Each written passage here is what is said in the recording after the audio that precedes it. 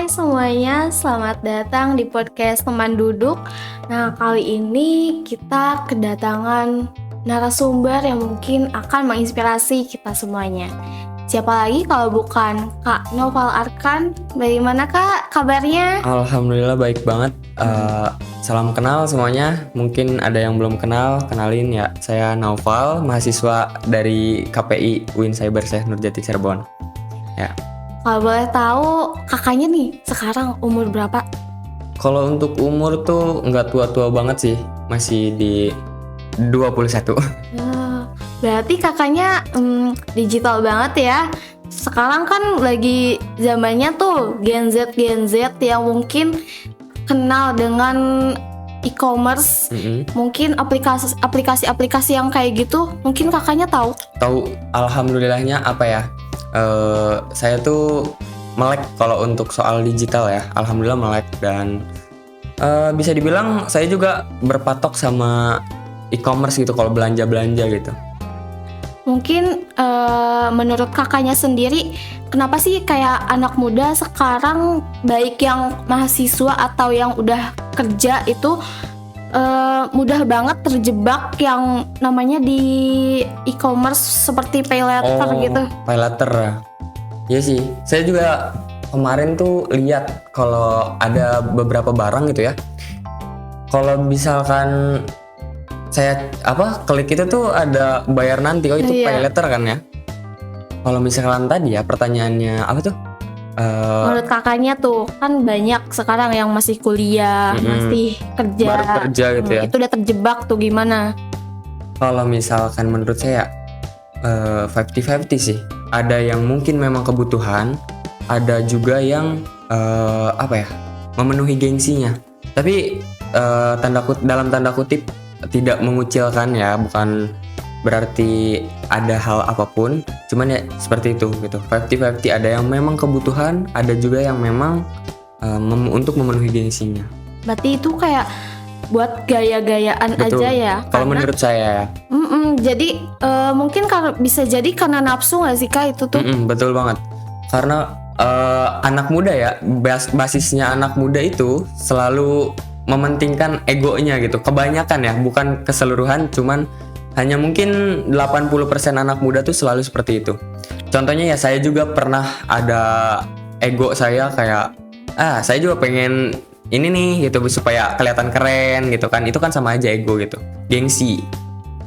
Nah, kan di dalam aplikasi itu tuh ada ya yang namanya kalau telat bayar itu pasti denda. Nah, jatuh tempo.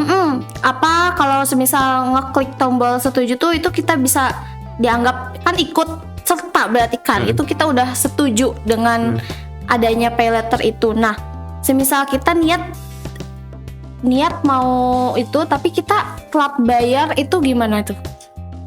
Kalau telat bayar kan jatuh tempo ya. Ya, yang pertama gini, kalau kita lihat dari dua pandangan ya. Yang pertama itu udah jadi tanggungan dia, telat bayar, jadi mau nggak mau dia harus bayar karena dia udah klik setuju. Artinya apa? Sama seperti kayak misalkan Mbak Saski ini ya, Mbak Saski membuat perjanjian sama saya dengan kertas gitu kan.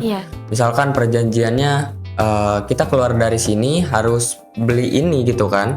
Nah, kalau nggak beli, Mbak Saski bisa denda ke saya gitu.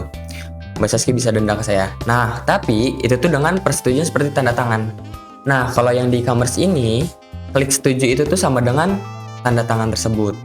Nah, seperti itu. Jadi, kalau misalkan ada tunggakan sampai jatuh tempo, ya itu memang sudah seharusnya dibayar karena sudah kesepakatan. Jadi kalau udah kayak gitu, bukan salah si pinjaman ini atau si e-commerce ini tuh enggak sih kalau menurut saya ya. Kalau menurut saya enggak, karena ya dia dengan sadar ngeklik setuju untuk apa gitu. Tapi nih Kak, kan dalam Islam tuh berutang kan itu sebenarnya diperbolehkan jika kondisinya darurat. Nah, tapi kategori darurat yang seperti apa sih yang membuat kita akhirnya diperbolehkan menyentuh fasilitas seperti pay later tuh? Gini, misalkan darurat ya, kita kalangan mahasiswa ya, daruratnya kita misalkan lagi di kamar kos nih, bener-bener uang tuh udah habis banget, sepeser pun nggak ada, bahkan 1.000 pun nggak ada nih. 1.000 pun nggak ada, ya udah mau nggak mau kita tuh pay later daripada kita mati kelaparan. Udah gitu aja simpelnya. Tapi dengan catatan ya, kalian tuh harus usaha dulu.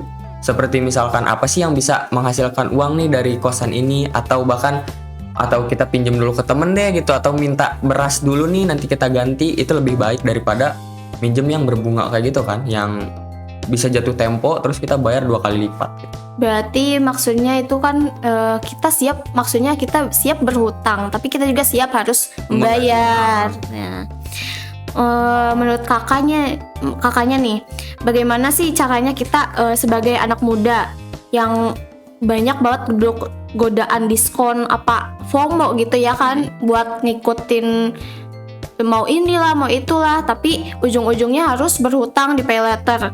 Nah itu gimana sih agar kita tuh nggak gampang tergiur gitu sama si pay later itu?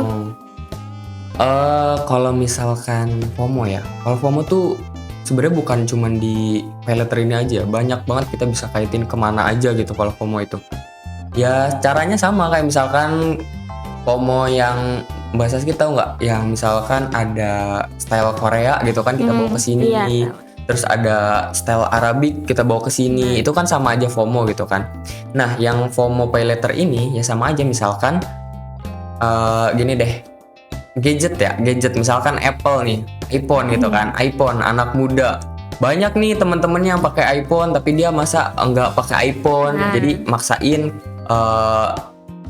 dia maksain itu, tapi sebenarnya dia tuh emang belum sampai situ kapasitasnya, belum mampu, jadi memaksakan untuk itu. Nah untuk mencegahnya seperti apa ya, sadar diri aja, tunggu, sabar gitu, pasti ada waktunya gitu. Terakhir nih Kak, gimana sih tips atau step by step gitu ngelola keuangan biar kita tuh sadar gitu kan, kalau keuangan kita tuh lagi nggak stabil nih gitu. Jadi jangan jangan tergiur gitu. Nah gimana tuh biar kita bisa ngatur si keuangan kita sendiri? Oke, paham. Mungkin ini ya, kayak gimana sih kita cara mengatur keuangan ini supaya kita tuh nggak pay later itu. Kita balik lagi ke situ ya mungkin ya. Gini deh, kalau misalkan untuk pengelolaan uang ya, kalau saya pribadi, saya tuh membagi uang saya. Misalkan saya kan ada sampingan, ada juga kiriman dari orang tua, terus juga emang ya ada penghasilan saya sendiri gitu kan. Nah dari 3 ini tuh saya pisahin, uang yang untuk saya makan, uang untuk saya tabung, dan uang untuk darurat saya. Uang darurat tuh apa sih? Uang darurat tuh semisal kayak yang tadi, balik lagi yang di kosan udah nggak ada sepeser uang pun. Nah kalau kita itu salah satu orang yang nggak menyisihkan uang darurat itu, jadi benar-benar udah mentok mepet, akhirnya pay later. Mungkin seperti mikirnya itu. Ini ya Kak, kalau udahlah kita ngabisin uang aja, nanti juga bakal ada lagi gitu kan ya. Nah itu yang salah sih. Jadi kalau misalkan mau, ya itu kita balik lagi deh yang supaya nggak ikut FOMO untuk pay later tuh, ya gitu, kita harus bisa menyisihkan uang kita gitu, membagi-bagi gitu kan. Apa yang dibutuhkan nanti tuh harus kita pikirin sekarang. Mungkin cukup seperti itu aja kali ya Kak. Oke. Terima kasih telah mengisi di podcast kali ini. Sangat juga. Mungkin bagi kalian yang Gen Z banget, bisa jawaban dari Kakak Noval ini menginspirasi kalian. Biar kalian gak tergiur ya Kak. Aduh itu sangat bahaya banget di zaman sekarang. Mending itu dah, mending nabung. Terima kasih buat semuanya, sampai berjumpa kembali. Terima kasih, dadah.